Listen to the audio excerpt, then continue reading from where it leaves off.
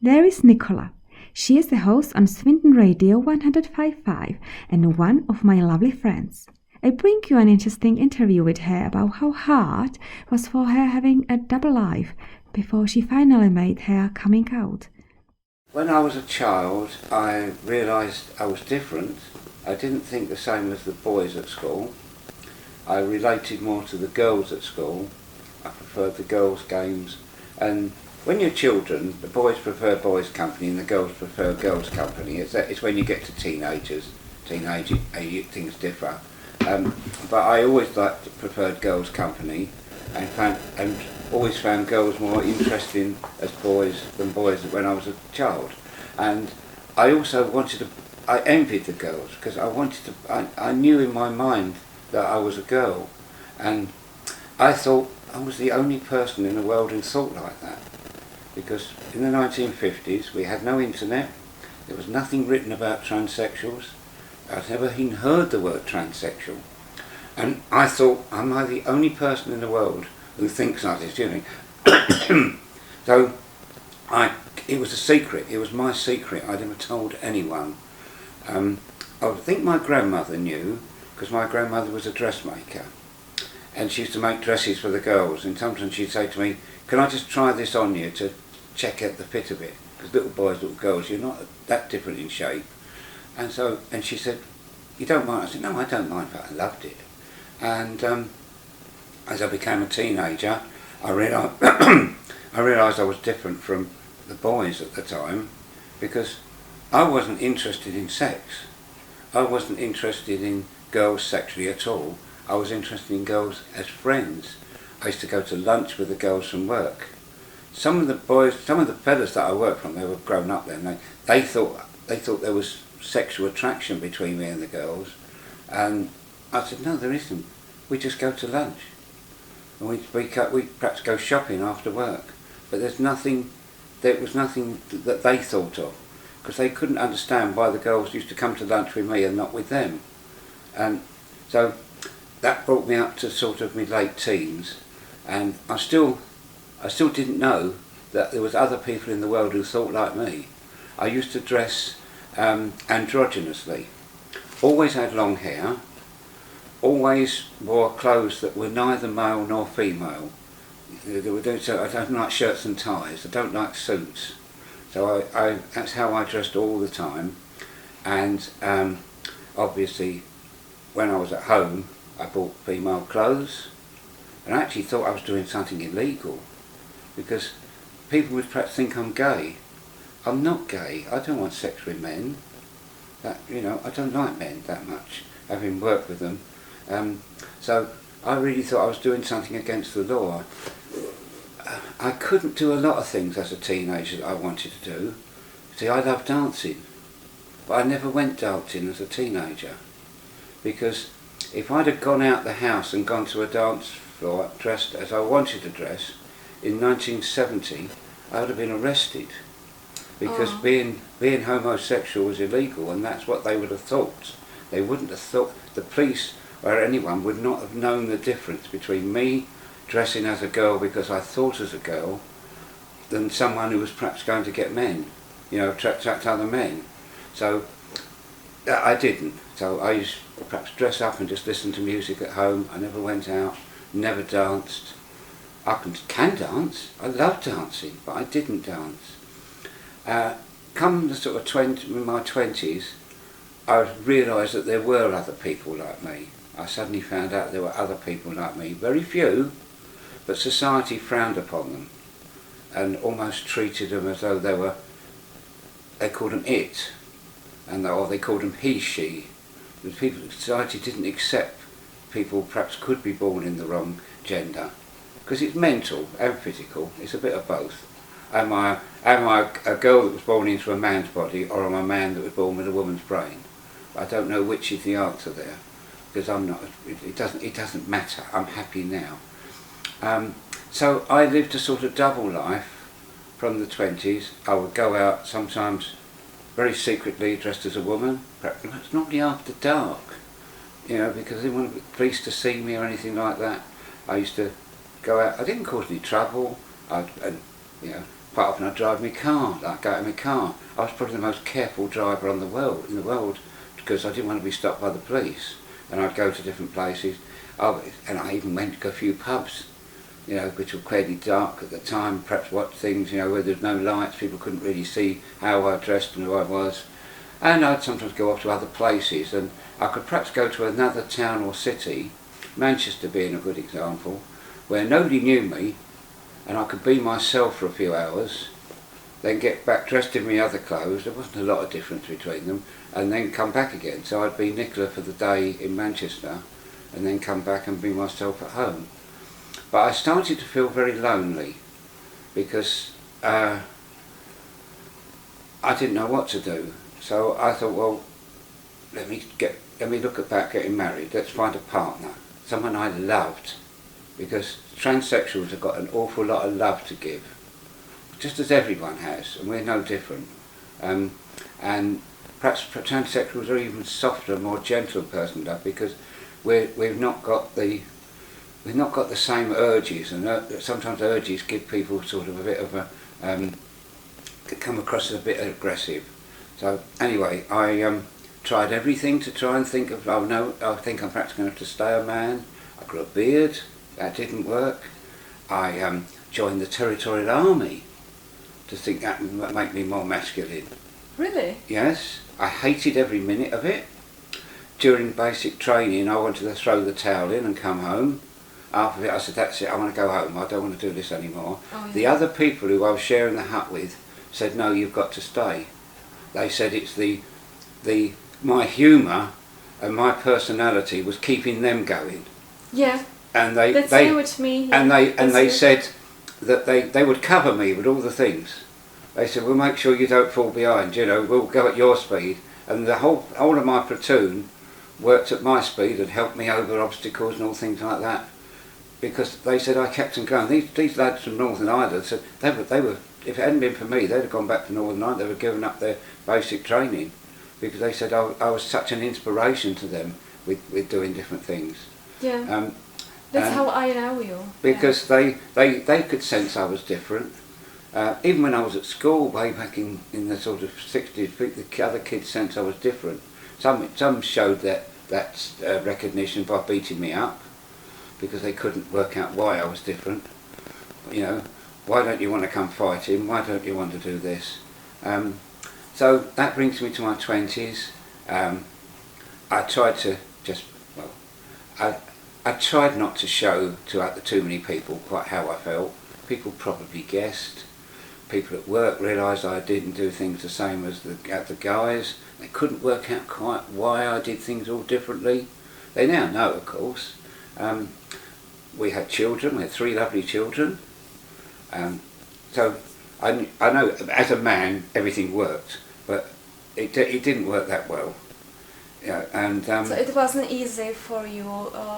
Just these sexual things. It was just like an obligation. Yeah, because my wife and I first met her, we'd been going out a few times, and she says, "You don't love me." I said, "Oh, I love you." I said, "Please never say that I don't love you." She said, "Yes, you do show the love and the care. But how about the sex?" And I'm thinking, that's what she wants. You know, perhaps I can't go anyway. We sort of came to a sort of arrangement. She knew that I always wanted to do, and it did upset her, because she felt it was a betrayal on her. And I said, no, it's not to do with her, it's to do with me. Just for the record, my wife and I, we had dinner together Sunday. We look after we do things for the children together. We go shopping together. All that sort of confusion has all gone. We're friends. We're good friends now. We're probably better friends than we were as husband and wife. So I'm not that lonely. I've always got Linda to ring or to come round or go and see. I've got that offer of a really good friend with my ex-wife, and I don't like the word ex, but how was her reaction when you say you're coming out?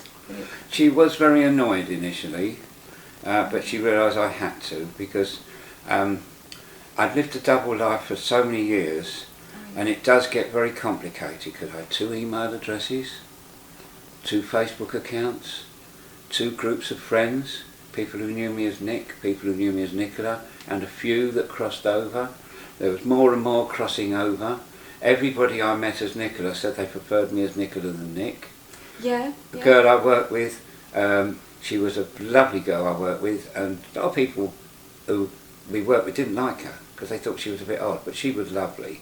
And what she found out at work because I'd been ordering some clothes online and I accidentally left the computer logged in and somebody else saw it at work, and it was a guy that she was going out with, and he wanted to make fun of me and said, oh, guess what, Nick's been buying women's clothes. And she said, majority of people said, oh, okay, and that was all they said.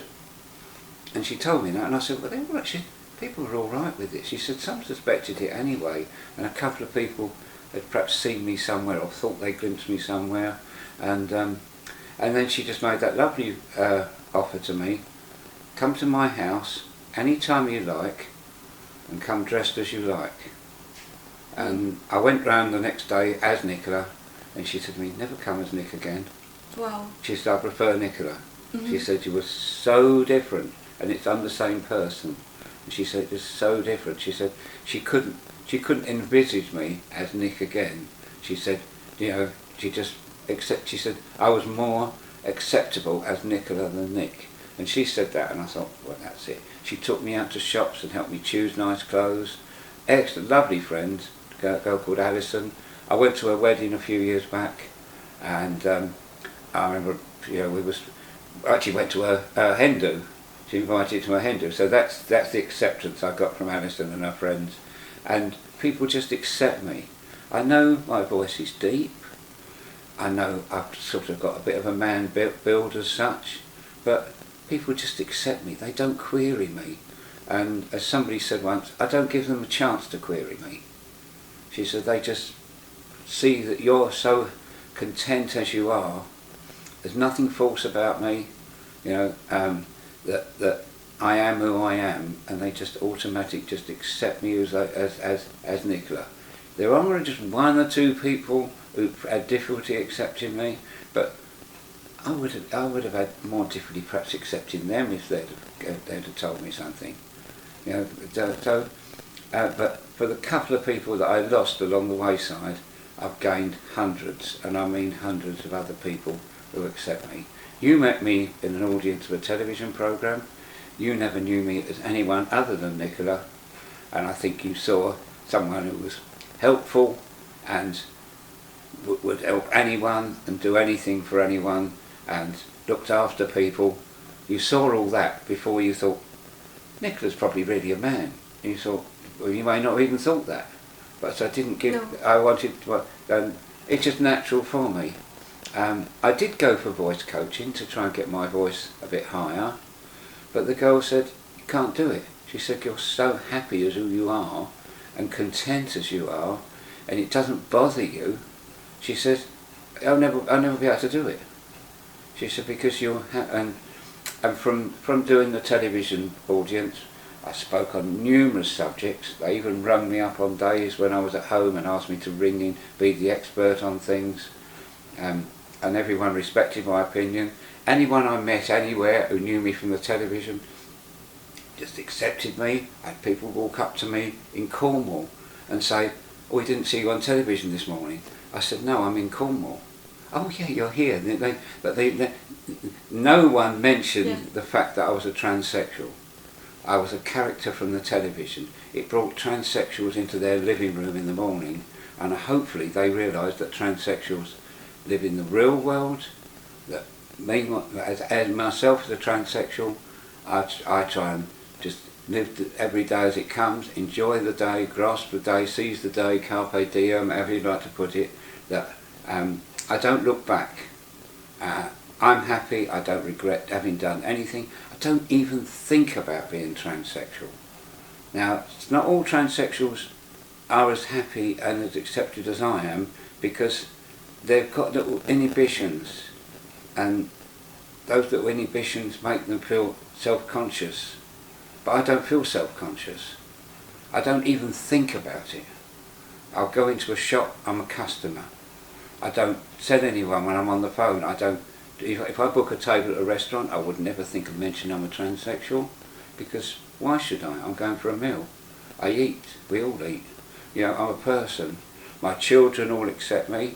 They did ask me the question. They said, "Why did you get married and have children?" I said, "Well, the fact you're here." "Oh yeah, I wouldn't be here if you got married and had children." I said, "Well, exactly." I said, "So some things are destined to happen.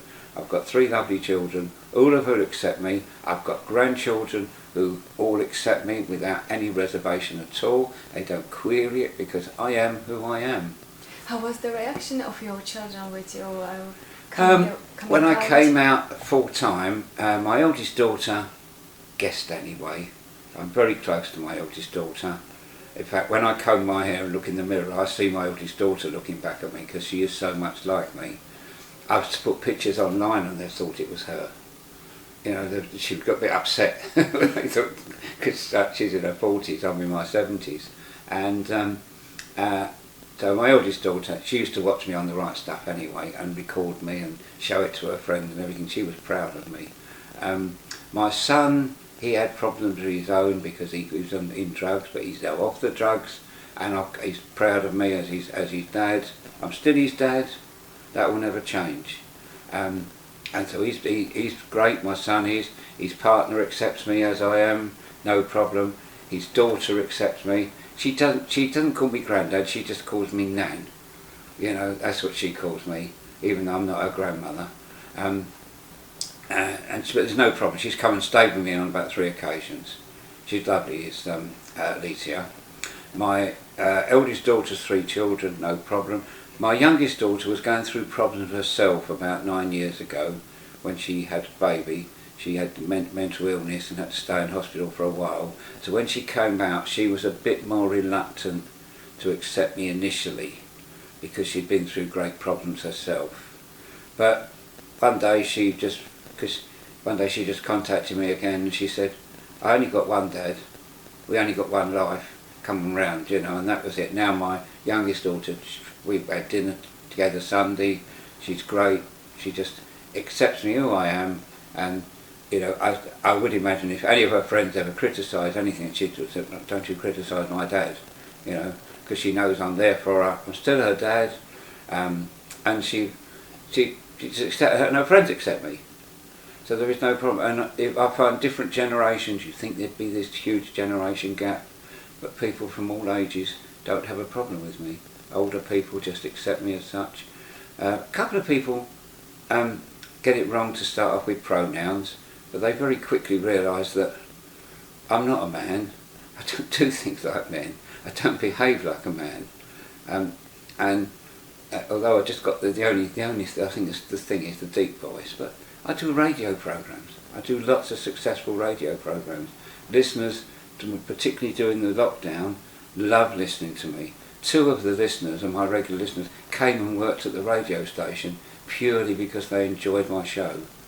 And one of them went to one of her neighbours and knocked on the door, and the neighbour came in, and the neighbour was listening to me, never met me, and just said, "I just love listening to this person on the radio."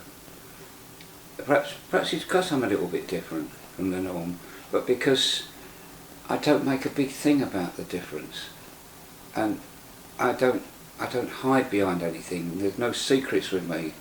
You know, everything is out in the open. I don't try and make out I was never a man. You know what I mean? Some people change their birth certificate.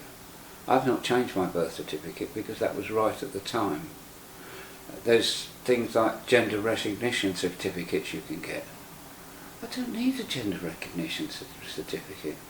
I carry a wallet full of piece of plastic saying who I am, bank card, credit card, travel card, all those things.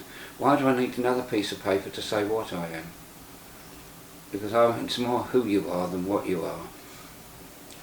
And as you mentioned the word LGBT, and basically that's lumping together all the people in the world who are just different.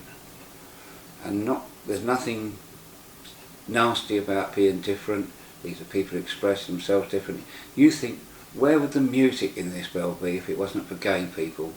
the fantastic music that gay people produce, the fantastic dances that gay people produce, the fantastic painting, fantastic books, fantastic poems.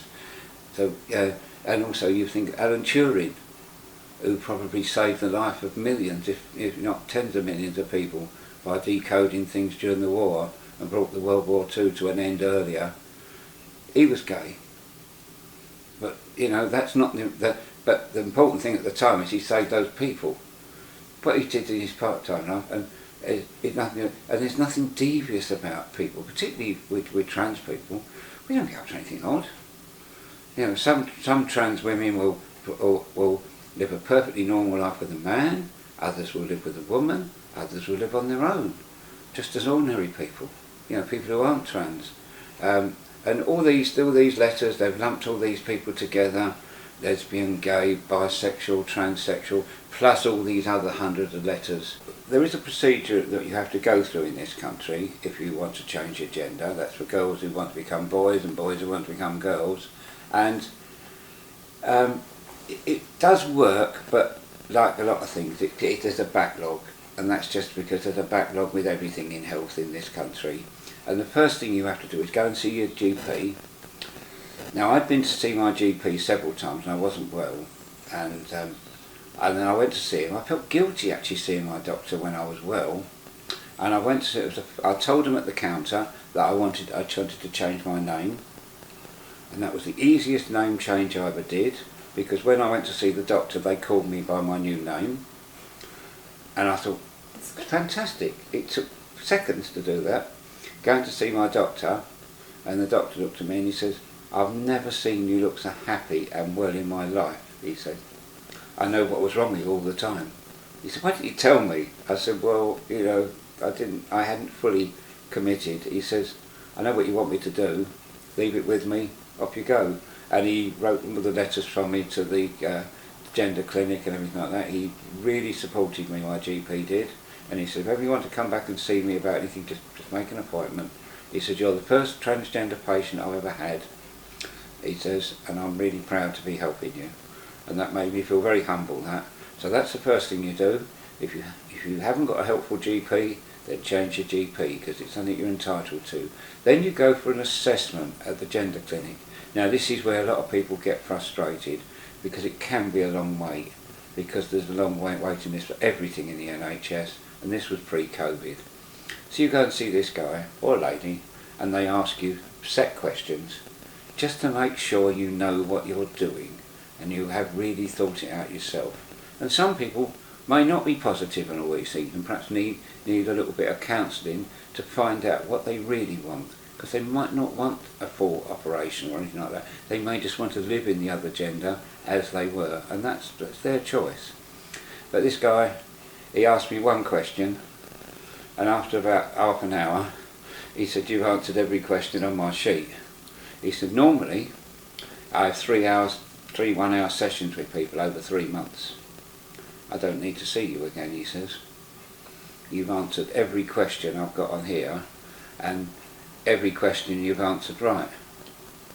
Or not right, there's no right and wrong, but every question I answered gave him the right signal that was what I wanted, and that I was genuine. Some people are confused about what it does. Some people may have other problems and they think that's what it is. So, that's there as a safeguard. The next thing is you then see a doctor, and they prescribe you with hormones. But again, that's a long wait, because again, if there was a long wait for that first interview, there's another long wait to see the doctor. And if we could compress those waiting times, it would be perfect. But it does give people a chance to think about things, do all the administration changes, how many hundreds of people you have to tell of your change of name, your phone people, your driving licence, the passport, and that can all be done. You think there's barriers in these things, they can all be overcome. Changing my name with the doctor was talking to him at the counter. Yeah? Changing my bank, I had a savings account. That was the Coventry, I'll mention by name, Coventry Building Society, because they were so pleasant. The girl was so nice to me. She wished me every success. Wasn't just about changing my name on the account. She was really, really supportive of what I was doing. She couldn't have made it so obvious, you know, she was so lovely. I went to and I will mention these, HSBC Bank. Me thinking I would get the same reaction from them, they were horrible to me. Oh, really? The girl got halfway down the form and then she tore it up in front of me. And I was horrified. She just ripped it up and put it in the bin. And I said, oh, don't worry then. And she said, oh, you're going to not change your name? I said, no, I'm going to change my bank. And I went across the road into the National Westminster Bank with all my details and name change, deed poll and all things like that I took in with her, letter from my doctor. And the guy said, no problem, welcome to the bank, Miss Lumpkin. You'll get your card in about 3 or 4 days ago and your chequebook in a couple of days, he says. So it'll all be sorted. And that was it. They welcomed me as a new customer. The HSBC's loss. Other people I know have had similar problems with the HSBC. They say they're a listening bank. I don't think they are. Changing my name on my phone account was no problem. Driving licence, no problem. I just sent them a copy of the doctor's letter because he said this change will be permanent, and they just sent me a new driving licence. Passport was no problem because I'd all other identification then anyway. That was the last thing I did, my passport. Passport came back, again, no problem. So these problems are not there. Changing your name by depot is basically, you create a Word document and say you want to change your name. You get 2 people to sign it to say they witness you changing your name, and that is it. There's no money to pay, there's no legal representative, you don't need any of that. You can call yourself by any name, as long as you're not trying to defraud anyone. And I certainly wasn't trying to defraud anyone. So you can change your name, and that's that. So that's easy, the depot. So these obstacles that people think are there, aren't there. And as I say, provided you find you're sensible with your name change as well, that's another thing that helps people. I was Nicholas, I'm now Nichola. So to all my friends, I'm still Nick. It wasn't a big barrier for them. You're Nick. It doesn't make any difference. You know, you're still Nick. It was so easy. My signature is the same. My initials are still the same. So my signature, I didn't have to come up with a new signature. If I'd changed my name to Trixie Lulabelle or something, I'd have had to come up with a new signature. But I just signed NJ Lumpkin and that's it. Exactly the same signature as I've had since I was 17. Just don't have to think about it, it's there. And I don't have to think about anything when I introduce myself to everything as well.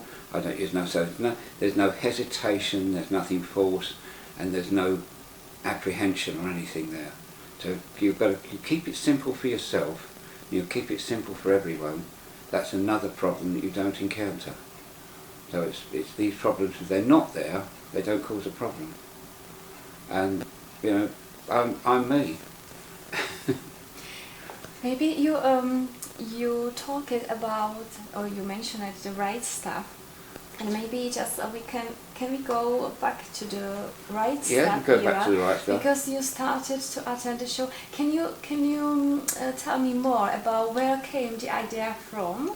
Just go to the studio. Well, I watched this program at home. And how changed it your life, yeah. or helped you change your life? It did, because it helped me no end.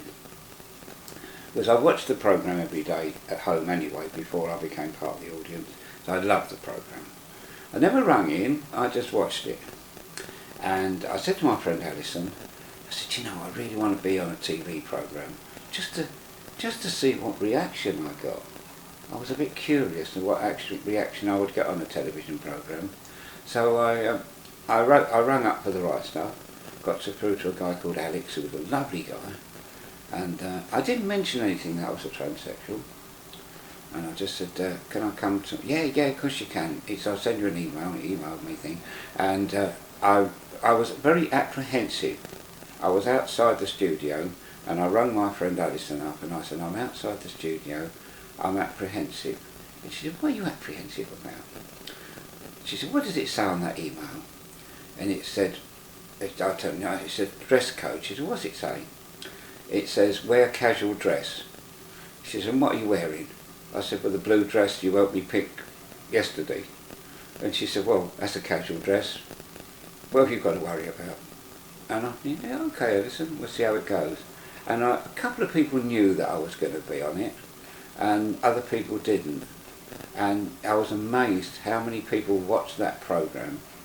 And after the programme, I went on Facebook, and all these people had taken clips of me on the programme and said, that was fantastic, you were on television. And the other thing that came about at the same time was Mel and Sue. I wrote off to the Mel and Sue show, never watched it on television, but I just thought it sounded interesting. They love me. They actually asked me to come back on there again. But because it's filmed in the same building as the Right Stuff, someone actually, I was going to the toilet and someone went up to me and said, have they told you they want you back next week? I said, no. He said, come back in next Thursday.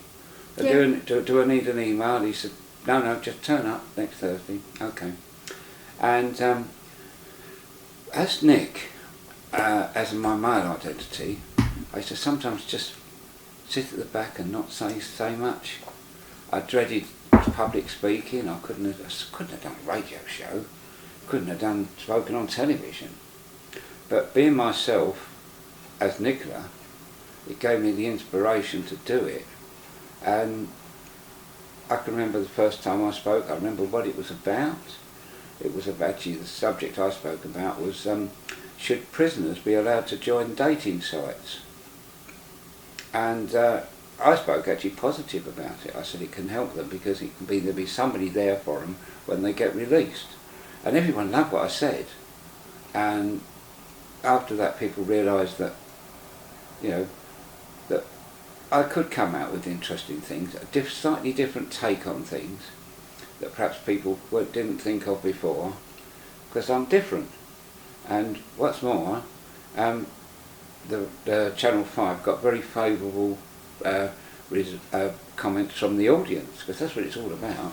If you get a lot of unfavourable comments from the audience, they'll cut you out. You won't be on there again. But because people like me, I got more. Some people would say they used to look for me on the show, and then once they found me, they were quite, oh, you're there, that's good, wonder what you'll be talking about today. And nobody's ever shouted down what I've said. I can always remember, I think one of the most successful things I spoke about was there was a hospice up in the northwest for seriously ill children. These were children who were basically going to die. They were living out their last weeks or months of their lives. And they wanted to organise a fun day. And they suggested a drag race where all the parents, all the fathers of these children dressed up in drag and run dressed in drag. And it had upset the local transgender group locally, who said it was demeaning transgender people. And that was the story in the paper.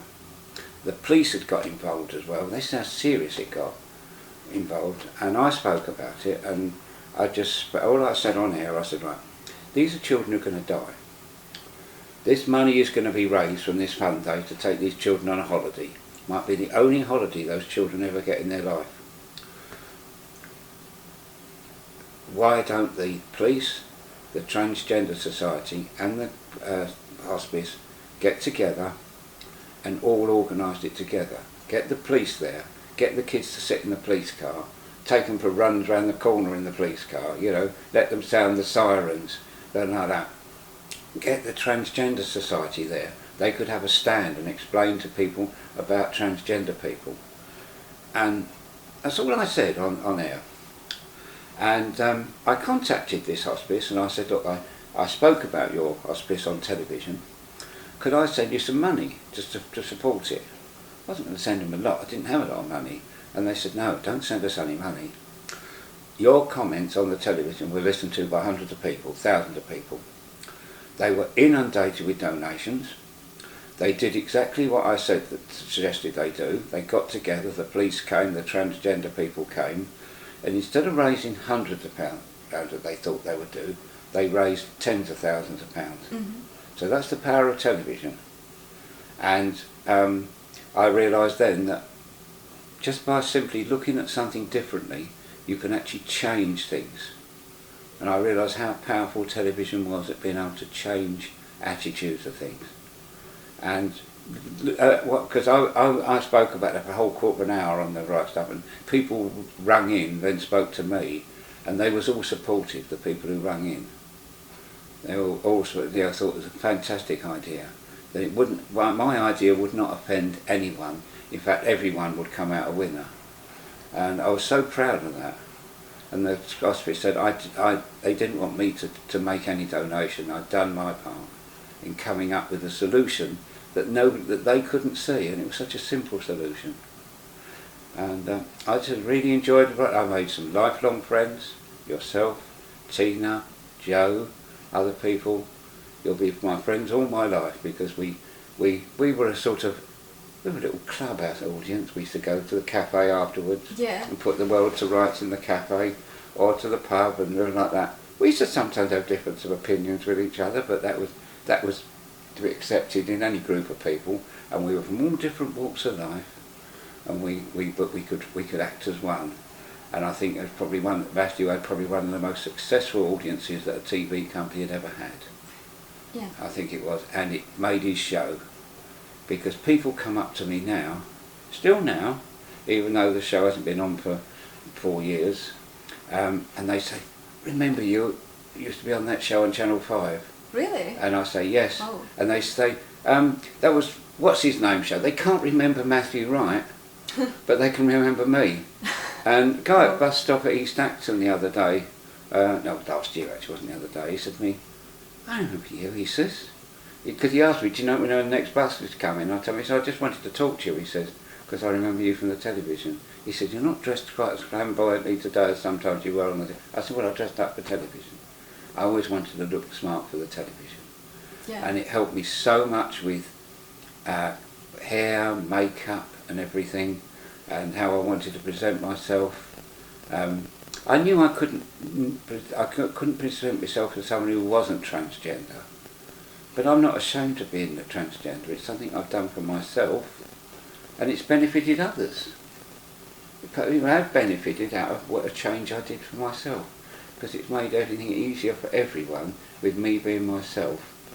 And there are other people probably who feel just like me, and whether they have had the success I don't know. They might think that they've had more success with me in what they've done. They might be younger people, and they've gone on to find a lifelong partner. They've got married. They may have had to adopt children. I know of one transgender couple where they're both transgender. Oh. She's becoming a man and he's becoming a woman. Oh. And Wow. they've had a child. They stopped their hormone treatment, had a child, and now they're carrying on. And, well, that's great. Yeah. Yeah. Definitely. The baby is going to grow up, the child is going to grow up with two loving parents who are their natural parents, and they're going to live the life they want. You told me many times that sometimes you meet people, or the people write you, or just say something, just also the transgender people, and you inspired them for coming out, or just you have been some inspiration for, I had, for them.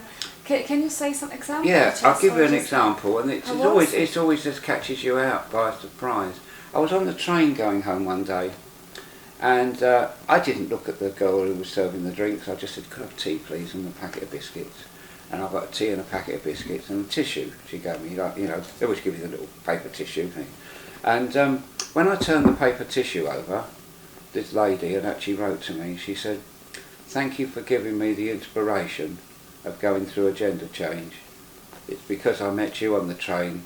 She said, I followed it, and she's now living a happy life.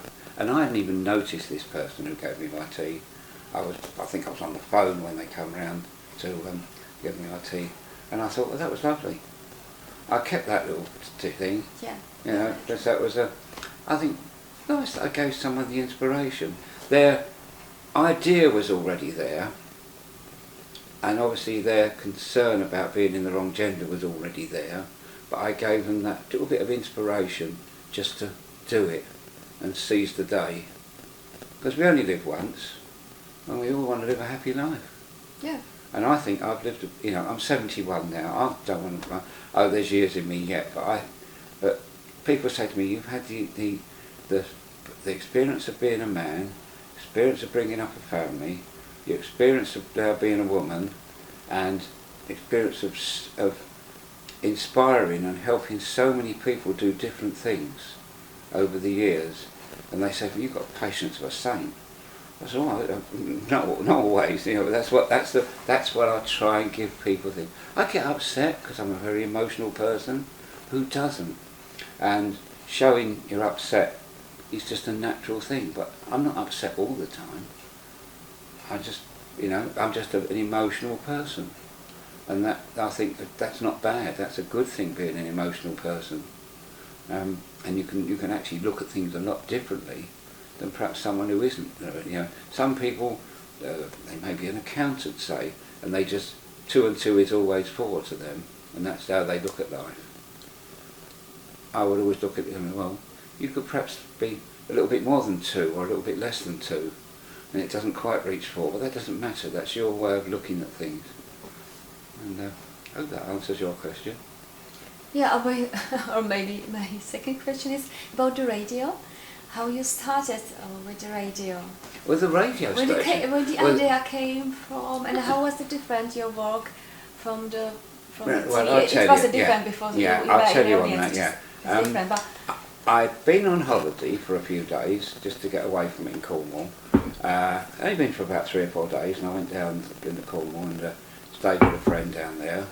And on the way back, I got this email from the local radio station that said, we'd like you to be on a programme on the 10th of April or something like that, some date. And can you reply? And I rang this girl up called Carolyn, and I said, yeah, I said, I'd be lovely. I'd love to be on a radio programme. What do you want me to talk about? And she said, well, being a transsexual. I said, yeah, I'll talk about it. It's not a problem. I said, I've got nothing to be concerned about. What time do you want to be, Mitchell? Can we meet up first and discuss what we're doing on the programme? I said, yeah, of course we can. So we all met. I met up with a group of people over coffee. A couple of them I knew, half knew these people, so they weren't total strangers to me. And we discussed what we were going to talk about. And I had them all in hysterics, these girls, just talking over coffee. And this little talk over coffee, it was supposed to be 10 minutes, I think lasted 2 hours. They just kept on, talking to me and everything like that. And they said, it could be a good show. I said, okay then. So we did the show. It was completely different going into a radio show, because you've got microphones and great big headphones, rather than just sitting talking to people with tiny little mics or someone holding a mic. Completely different environment. And of course it's a small radio studios are small. All you need is just the people and the mics. You don't need they don't need to be big. I think there's about 5 of us in this tiny little studio, and all I got after this programme from people was positive things. And after you do this little group, after they did any programme, went and sat in the main office and discussed the next programme. And I went with them, and they said, we're going to do so and so next. Are you going to help us produce the programme? I said, yeah, what's it? And they said, food banks. I said, well, that'll be ideal. And we did a programme about, I remember interviewing the guy who did the local food bank, and it went from there, from doing 1 programme a month. I clearly wanted to know more about radio work, because radio work is not about talking. Radio work is about listening and observing, and so much more than talking. this is very interesting, because I think people usually think the opposite. Is the radio is about talking. Yeah, that's the end result of it. But if you've got a guest with you, you want to hear what they've got to say. So you ask them a question and you let them finish the question, and because you don't want to keep interrupting them. You want to hear the proper answer. That might bring on to another question, which you hadn't thought of when you asked that first question. So the show then continues. I work off no fixed script.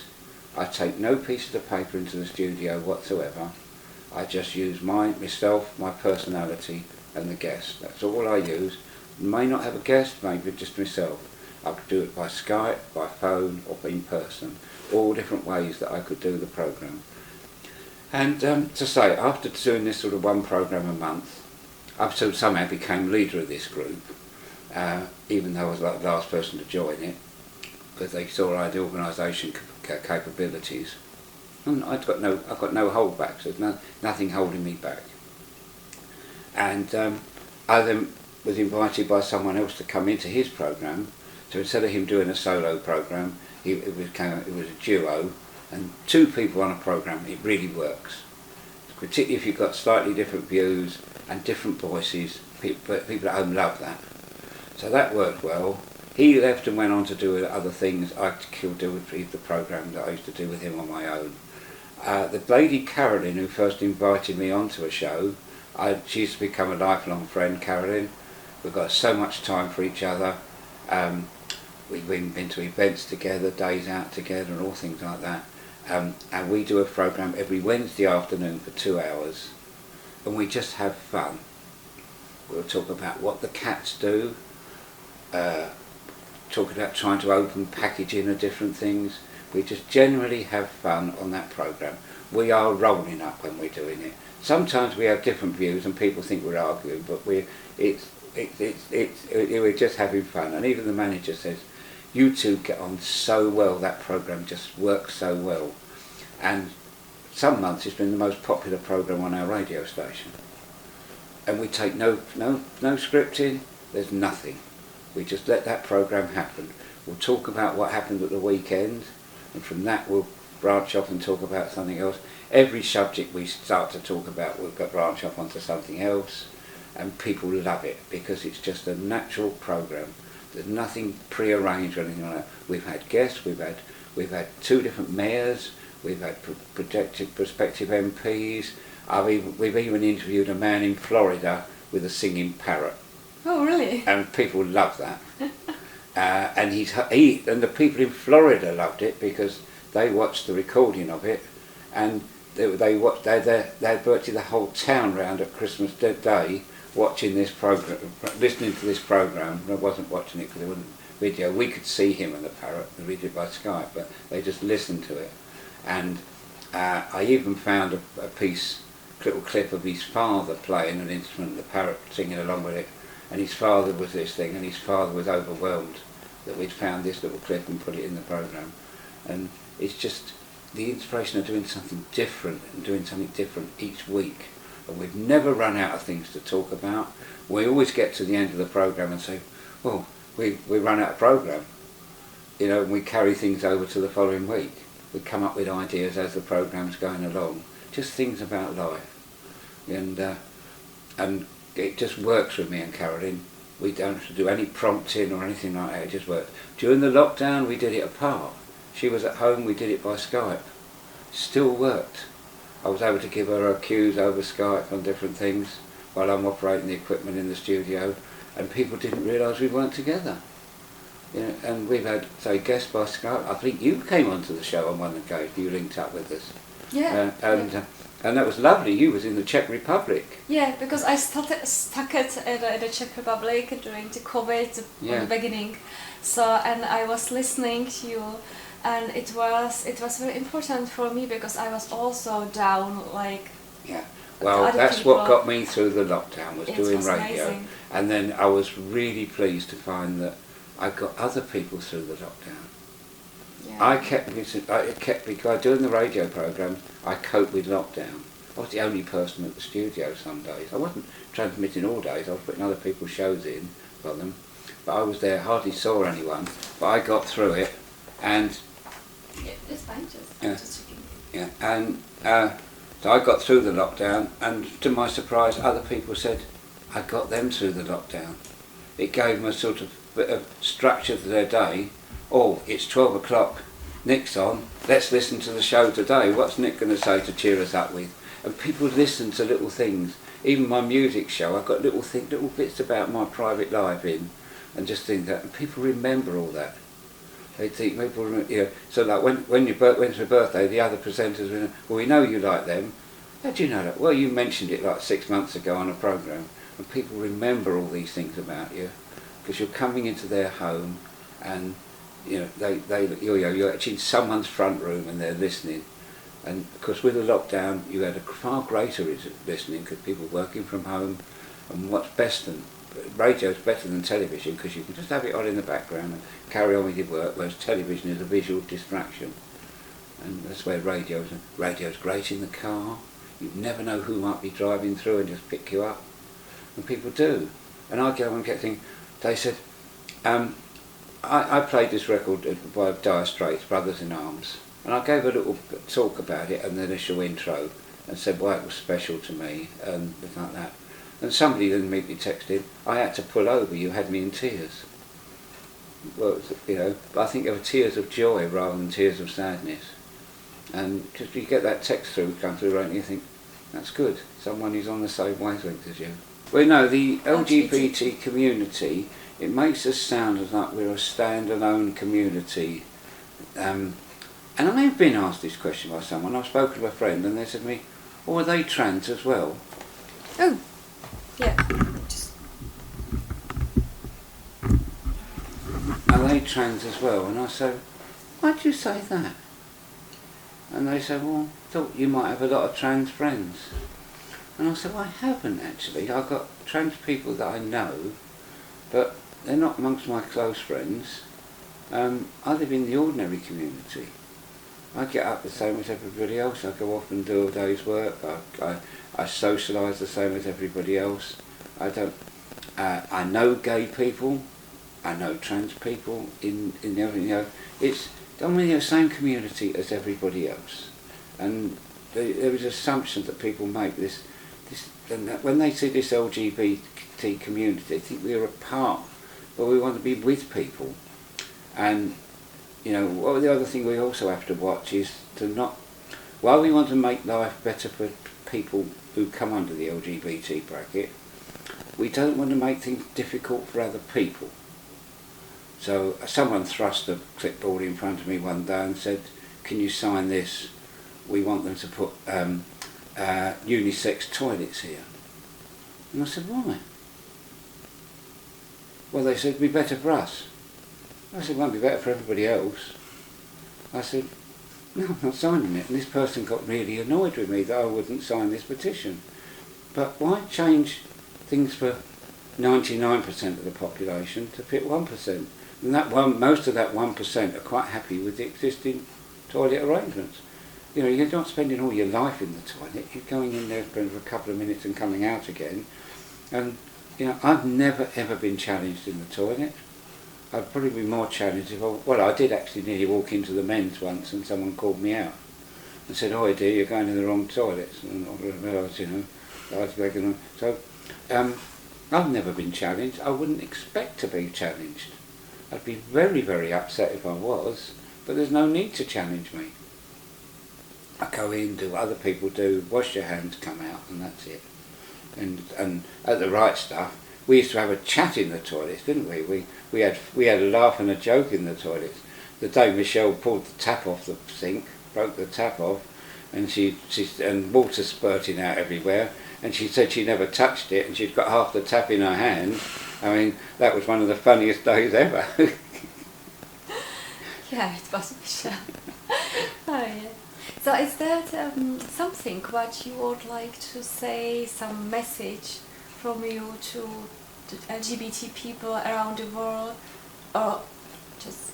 Be yourself, seize the day, don't look back, just be yourself and enjoy yourself, and don't be ashamed of yourself. Never apologise for what you are, because you are. You've got a right to be on the planet, the same as every animal and every other person has. Just be yourself, and that's it. Just, you know, don't have all these apprehensions that perhaps you may have.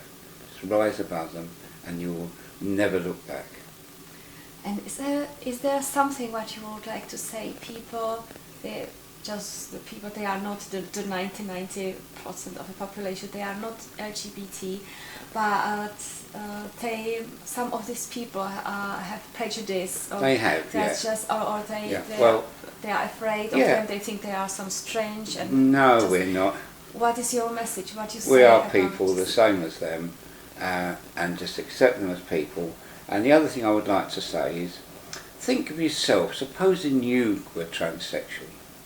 This is what I'm saying to all the 99%. Supposing you found that you were transsexual, how would you want people and the rest of the world to treat you?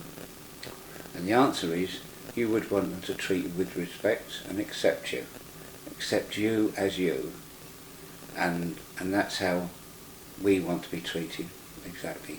We're not asking anything special, we just want to be treated as humans and as ourselves. And and nobody should have any difficulty with that. There's nothing to worry about. You know, transsexuals are not child molesters or anything like that. We are people. And most of us are very emotional people.